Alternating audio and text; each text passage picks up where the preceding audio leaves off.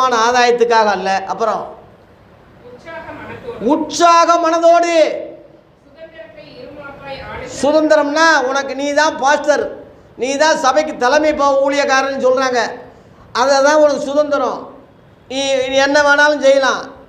அதை நீ திமிராக நடக்காம, ஆணவமாக நடக்காம, பெருமையாக அதை நீ கையாளாமல் மந்தைக்கு மாதிரிகளாக கண்காணிப்பு செய்யுங்க. மந்தைக்கு மாதிரியாக நீ இருக்கணும். ஒரு ஊழியக்காரன், ஒரு தேவ மனுஷன் சபையில் உள்ள பிள்ளைகளுக்கு மாதிரியாக இருக்கணும்.